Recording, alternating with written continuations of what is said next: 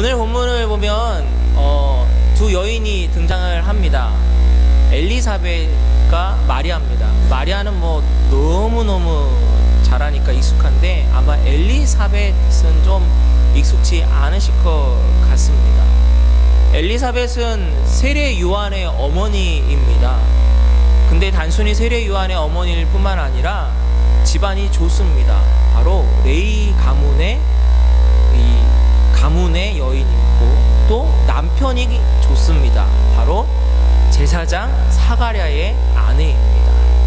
흔히 말하는 금수저 집안입니다. 근데 문제가 하나, 아주 큰 문제가 하나 있습니다. 무엇이냐? 지금 벌써 성경에는 정확한 나이를 추정할 수가 없긴 한데 벌써 진작에 아이를 낳을 수 있는 나이가 훨씬 지났는데도 불구하고 아이가 없다는 게 문제입니다. 아무리 귀한 집안의 여인이고 남편이 제사장이라 할지라도 그 당시에 아이를 못 낳는다? 이것은 그냥 저주받은 여인의 삶을 살 수밖에 없고, 특별히 저는 이제 목사라서 그런지 몰라도 더 자꾸 감정이입이 되는 게 왜 그랬냐면, 남편이 제사장인데, 하나님을 섬기는 제사장인데 아이가 없다?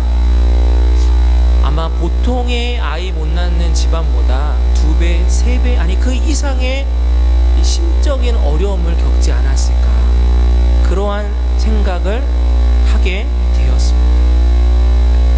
누가복음 1장 24절과 25절을 같이 읽어보길 원합니다. 엘리사벳의 심정이 고스란히 나타나 있는 성경 구절인데요, 우리 같이 한번 읽어보겠습니다. 시작. 이후에 그의 아내 엘리사벳이 잉태하고 5달 동안 숨어 있으며 이르되, 주께서 나를 돌보시는 날에 사람들 앞에서 내 부끄러움을 없게 하시려고 이렇게 행하심이라 하더라. 아멘. 하나님께서 드디어 이 엘리사벳에게 아이를 주셨습니다. 근데 24절에 뭐라고 되어 있습니까? 5달 동안이나 숨어 있었다라고 되어 있어요. 이유가 왜 그렇겠습니까? 죄송합니다. 우리 에녹회 여자 회원분들, 성도님, 왜 그렇겠습니까? 웃음으로 대답하시는데 뭔지 알 것 같습니다. 얼마나 축복된 일이지만 한편으로는 얼마나 창피한 일일까. 백발의 여인이 애를 뵌다고 한다면 이것이 어디 가서 드러내놓고 드디어 나에게 아이가 생겼다고 할 수 있는 그것이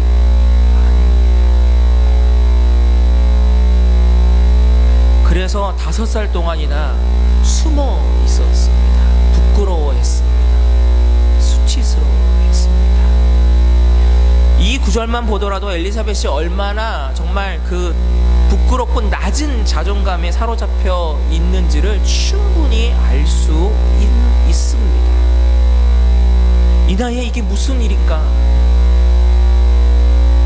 이게 무슨 남사스러운 일인가? 차마 누구한테도 얘기하고 축복받을 수 없는 그 모습, 그것이 바로 엘리사벳의 모습입니다. 두 번째, 바로 우리 예수 그리스도의 어머니 되시는 마리아가 등장합니다. 그 당시에 정혼한 처녀입니다. 정혼한 처녀는 결혼과 거의 간주하지만 그러나 실제 결혼은 아닙니다. 약혼 상태입니다. 그러나 같이는 삽니다. 다만 아이를 뵈면 안 됩니다. 왜? 결혼까지는 정식 인정이 안 됩니다. 근데 놀라운 사실을 하나 제가 알려드리고 싶습니다.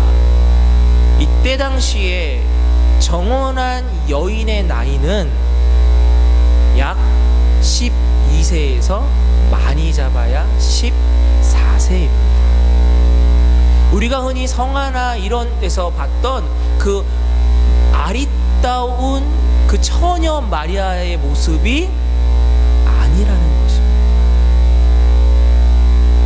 제가 설교를 준비하고 이 사실을 탁 발견한 순간에 갑자기 민지가 생각이 났습니다. 이제 내년 2월이면 만 11세.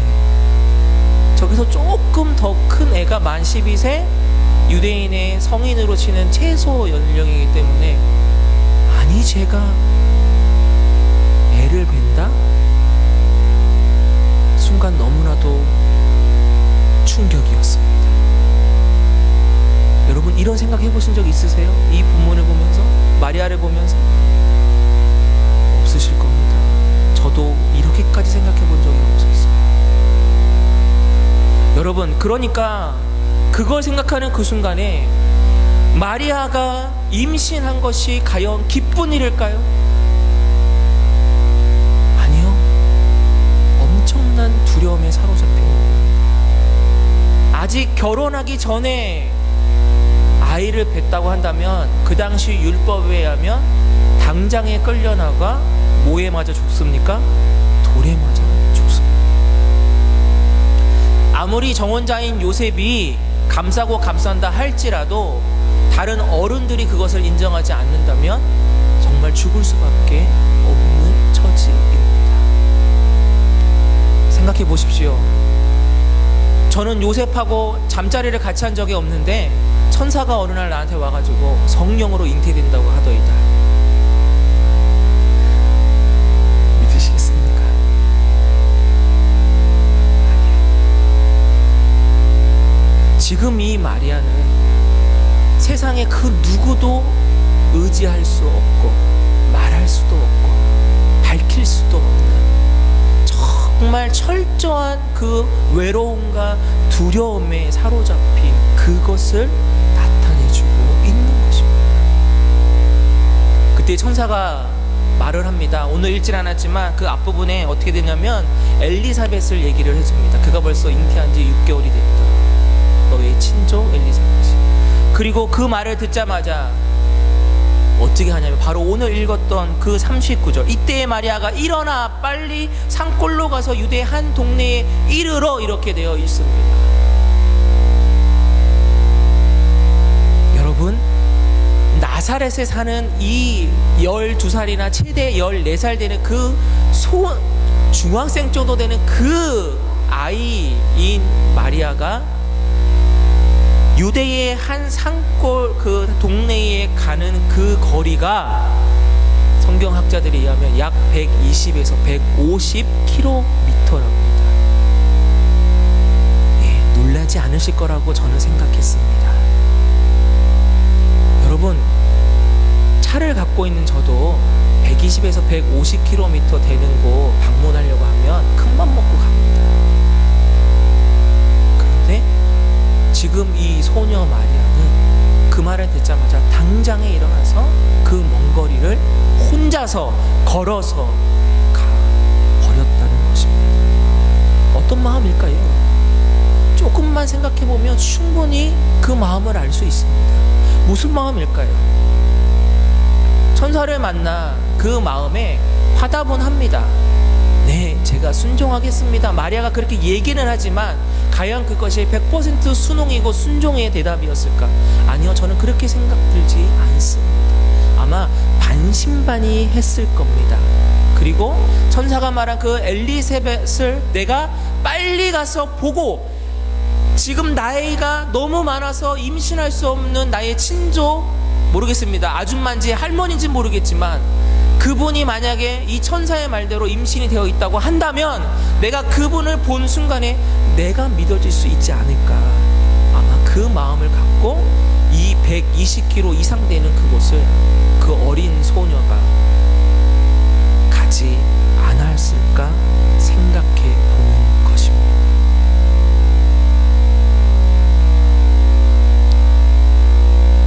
그리고 오늘 읽었던 이 본문에서 드디어 두 여인이 만났습니다.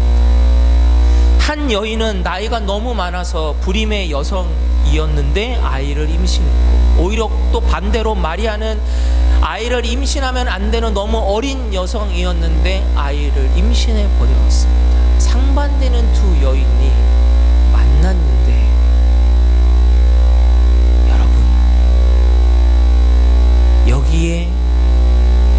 말씀이 빠지고 복음 빼고 하나님 빼고 천사 빼고 정말 순수한 입장에서 엘리사벳과 마리아가 만나면 여러분 어떠실 것 같습니까? 저는 그걸 한번 생각해 봤습니다. 어떠실 것 같습니까, 여러분? 머리 백발인 할머니 정도 되는 분이 배가 이만큼 나와가지고 있고, 한 명은 이제 갓 소녀인 그 여자아이가 나 임신했어요 하면서 만났을 때 일반적인 부분에서는 어떠한 얘기들이 오가고 어떠한 마음일까요? 걱정, 두려움, 염려, 신세 한탄, 모르겠습니다. 더 심할 경우에는 이렇게 살 바에 차라리 죽자, 돌에 맞아 죽느니 차라리 죽자, 모르겠습니다. 그러지 않을까? 충분히 그러지 않을까요? 그런데 여러분, 오늘 우리가 읽은 본문을 한번 보십시오. 상식적으로 우리가 생각하는 그 상식의 밖을 벗어나 버렸습니다. 서로 뭐하고 되어 있습니까? 기뻐하고 있습니다. 이게 진짜 할렐루야 아닐까요? 그러면서 46절에서 55절 읽진 않았지만 거기에 그 유명한 마리아의 창가의 시가 마리아가 외칩니다. 48절 앞부분을 보면 이런 표현이 있습니다. 48절 앞부분에 이렇게 얘기합니다. 그의 여정의 비천함을 돌보셨음이라. 마리아가 자기 자신을 비유하는 겁니다. 여정.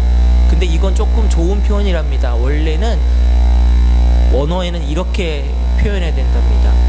계집의 비천함을 돌보셨다. 예, 맞습니다.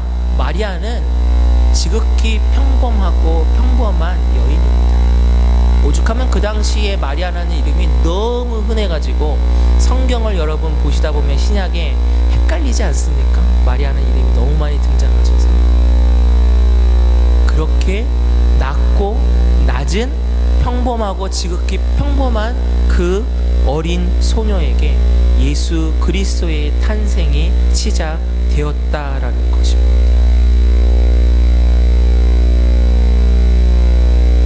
그런 의미에서 여러분, 엘리사벳과 마리아의 심정들을 생각해 보면 우리가 살아가면서 느끼는 그 감정들의 나타남이 고스란히 담겨 있다는 생각을 하게 됩니다. 우리가 살아오면서 수치를 당할 때가 있습니다. 두려움에 사로잡힐 때는 너무나도 많습니다.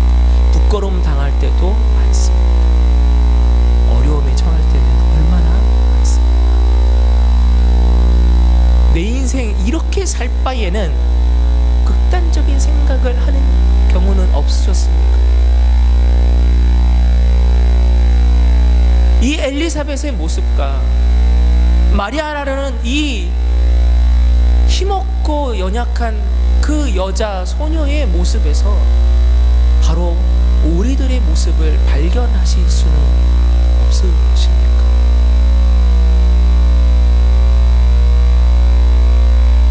저도 그렇습니다, 여러분. 저도 어릴 적부터 작은 키와 왜소한 체구 때문에 참 낮은 자존감으로 살았습니다. 딱히 뛰어난 집안도 아니고 머리가 좋지도 않았습니다. 소외감, 자존감, 낮은 자존감, 우울, 두려움, 저도 여러분들과 똑같이 갖고 있었습니다. 저는 지금도 두렵습니다. 목사로서 목회를 한다는 것이 여러분 두렵습니다. 빈말로 하는 것이 아니고 설교 때문에 억지로 지어짜는 고백이 아닙니다. 정말 두렵습니다. 말씀을 준비하고 전하는 것이 두렵습니다. 혹시라도 내 전하는 말씀 때문에 누군가가 상처받지는 않을까 두렵습니다. 혹시라도 나의 약점이 드러나진 않을까 두렵습니다. 나의 무식함이 드러나지는 않을까 두렵습니다. 가장 두려운 건 성도들 간의 관계 속에서 혹시나 틀어지고 깨어지는 일이 생길까봐 두렵습니다. 목회가 실패할까봐 두렵습니다. 이것이 바로 엘리사벳과 마리아를 묵상하며 저를 돌아봤을 때에 할 수 있는 그 고백입니다. 지금도 저는 여전히 두려운 목사입니다. 때로는 이런 기도를 드립니다. 내가 왜 하나님 앞에 담임 목사 되게 해달라고 기도했지? 후회의 기도를 할 때가 있습니다. 모세를 부르시는 하나님의 그 말씀의 구절을 볼 때에 예전에는 그렇게까지 감정이입이 안 됐는데 담임 목사가 되고 나서 그 구절을 읽으면 왜 모세가 그렇게까지 저는 입술이 둔합니다. 나는 아닙니다. 차라리 나를 쓸 바에는 내 형 아론을 쓰십시오라고 왜 그렇게 계속 거절을 했을까? 지금 와서 그 구절을 보면 이해가 됩니다. 엄만 섞인 기도도 합니다. 이양 목사 만들어서 쓰실 거면 이양이면 좀 뭔가 뛰어난 부분 하나라도 좀 주시면 좋을 텐데 라는 그러한 기도를 드립니다. 아니 그건 기도라기보다 푸념이 맞을 것 같습니다. 단 하나라도 뛰어난 것만 있어도 그게 나의 정말 부각될 수 있는 장점으로 그거 하나라도 붙들고 뭔가 나아갈 수 있지 않을까 생각해 봅니다. 근데 아무것도 없습니다. 정말 단 하나도 없습니다. 외모적인 것조차도 없습니다. 지식도 없습니다. 하다못해 여러분 외모 안 되고 지식이 안 되면 흔히 목사에게 뭐라도 있으면 될까요? 흔히 말하는 영빨이라도 있으면 되는데 그것도 없습니다.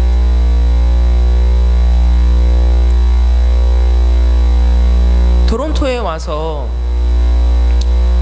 좋은 목사님 만나서 제가 배운 것 중에 하나가 있다면 김 목사님은 매년 연말에 혼자 기도원을 올라가셔서 기도하면서 목회 계획을 세우십니다.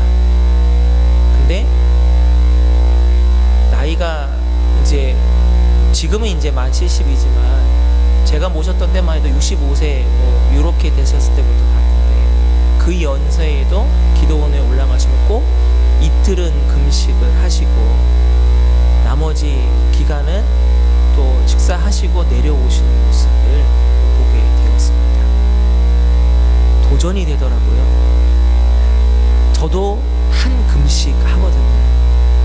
하나님 앞에 부르심 받고 제가 한 번 부르심 받고 난 다음에 다른 길로 도망갔을 때 금식하며 회개하고 다시 그 제약들을 끊고 돌아왔던 기억이 있기 때문에 그래서 그것을 제가 뭔지를 알거든요.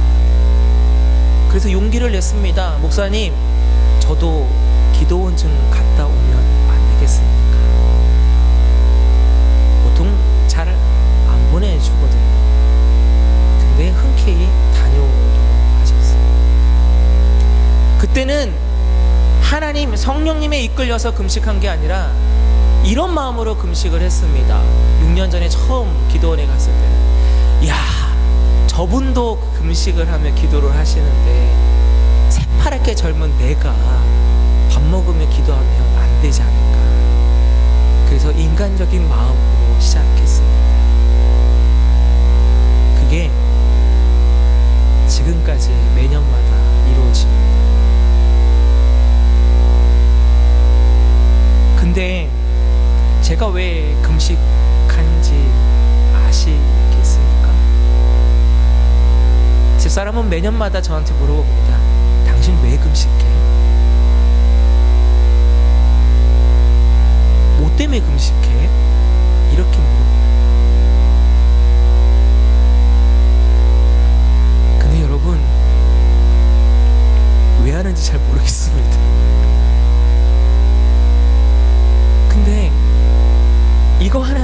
여러분들이니까 솔직하게 말해야 할 수 있을 것 같습니다. 아무것도 내세울 게 없어서 혹시 이렇게라도 해야 흔히 말하는 영빨이라도 더 생기지 않을까? 내가 너무 못났기 때문에 한 해를 생각해보면 나 때문에 상처받는 사람, 내가 실수 때문에, 내가 지은 죄 때문에, 이때라도 이렇게 하지 않으면 최소한도로 하나님 앞에 내가 목사로서 얼굴 들고 갈 수 없을 것 같은 마음에 이 두 가지 마음으로 합니다. 다른 게 아니라. 왜요? 두려워서 그렇습니다. 실패할까봐 두렵고, 못나서 두렵고, 이 목회 자체가 두려워서 그렇습니다. 다행히 하나님은 엘리사벳과 마리아에게 주셨던 그 기쁨과 영광과 은혜를 저에게도 동일하게 주셨습니다. 정말 그 어느 때보다도 담임 목회 1년을 하면서 정말 그전에는 부목사로서 책임감이 덜했는데 이제는 정말 그 누구보다도 더한 책임감 속에서 한 해를 돌아보는 그 시간을 가지면서 하나님, 내가 어떻게 했는지 모르겠습니다. 어떻게 했는지 모르겠다면 이건 똑바로 하지 못했다는 것 아닐까. 그때 하나님이 말씀으로 저에게 응답해 주셨습니다. 그거를 같이 읽어보기를 원합니다. 신명기 7장 6절에서 7절입니다. 신명기 7장 6절에서 7절입니다. 함께 고백하며 나아가도록 하겠습니다. 시작. 너는 여호와 내 하나님의 성민이라. 내 하나님 여호와께서 지상 만민 중에서 너를 자기 기업의 백성으로 택하셨나니 여호와께서 너희를 기뻐하시고 너희를 택하심은 너희가 다른 민족보다 수요가 많기 때문이 아니니라. 너희는 오히려 모든 민족 중에 가장 적으니라. 아멘. 그 낮은 자존감 속에서 하나님 앞에 기도하고 있는 그 시간, 말씀을 보고 있는 그 시간에 이 말씀이 정말 제 귀에만 들리고 제 눈에만 보여지는 것이 아니라 제 심장, 제 가슴, 내 영에 똑똑히 들려졌습니다. 아, 이거구나. 하나님이 나에게 원하시는 것은 바로 이거구나. 내가 연약하고 부족하니까 사용하시는 것. 엘리사벳도 마찬가지구나. 마리아도 마찬가지구나. 남들에게 드러낼 수 없는 그 부끄러움이 있으니까, 차마 말할 수 없는 그 아픔을 갖고 있으니까 바로 그 여인들을 통하여서 하나님이 일하시고 계시는 거예요. 나도 마찬가지이구나. 그렇다면 사랑하는 성도 여러분, 여러분은 어떠십니까? 아마 그 누구도 자신 있게 저는 아무런 문제가 없습니다, 목사님. 두렵지도 않습니다. 잘합니다. 신앙생활도 잘하고 삶도 잘합니다. 말씀대로 삽니다. 아무도 말씀 그렇게 못하실 것 같습니다. 항상 저희는 이렇게 얘기하죠. 부족합니다. 죄 많습니다. 연약합니다. 저는 자격이 안 됩니다. 그런데 여러분, 바로 그렇기 때문에 하나님이 저와 여러분을 택해 주시고, 그렇기 때문에 하나님이 저와 여러분과 함께 해 주신다는 것을 기억하시는 귀한 시간이 되기를 원합니다. 그래서 하나님이 택해 주셨습니다. 택해하셨다면 그 가장 수요가 작은 그 이스라엘 민족을 택하셔서 하나님의 민족으로 만들어 주셨다고 한다면, 그래서 저는 자신 있게 말씀드릴 수 있습니다. 저도 여러분도 부족하니까, 연약하니까 하나님이 이끌어 주실 것입니다. 자신 있게 또 한번 말씀드립니다. 사랑하는 우리 교회, 이럴 때는 정말 자신 있게 말할 수 있습니다. 작은 교회니까 하나님이 우리를 인도하시고 이끌어 주실 줄로 믿습니다.